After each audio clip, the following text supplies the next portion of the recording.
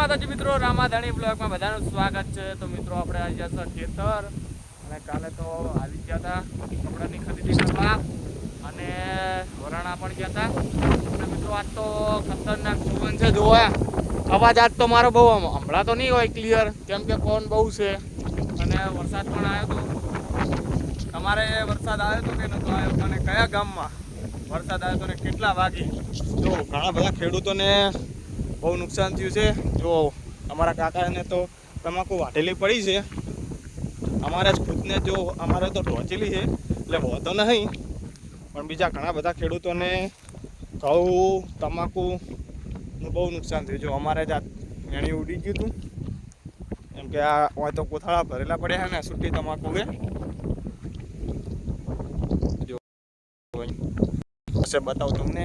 અને આપણે પવન બહુ છે તો લેબુની ડાળમાં ભાગી નહીં ને તો તમને તમાકુ ને થોડીક આપણે પહેલાં ભેંસું બદલાવી દઈએ ચાર નાખી અને પછી તમને બતાવું।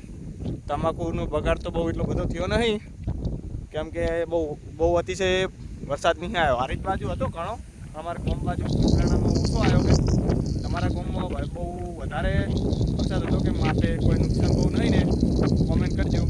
એટલે આપણે હવે ભેંસોને ચાર નાખી પછી મળ્યો કે એમાં જોઈએ, કેમ કે ખાસો ટાઈમ થયો 2 વર્ષ પહેલાં પહેલી લેબુ દીધી ને એને પહેલાં લેબુ એને એકને જ આવતા હતા, એક ડાળીએ ઘણા લેબુ આવ્યા હતા। એ આ વાવાઝોડાના એમ કે વધારે પવન આવ્યો હતો ને તે ડાળું ભાગી જ હતું। હવે લેબુ બધી લેબુડી આવ્યા છે, ભાગી નહીં ગયું ને તો અમે બતાવીએ ને કેવા લેબુ આવ્યા છે એ પણ બતાવીએ। ઓકે, ઘડીક રહીને મળીએ, કન્ટિન્યુ।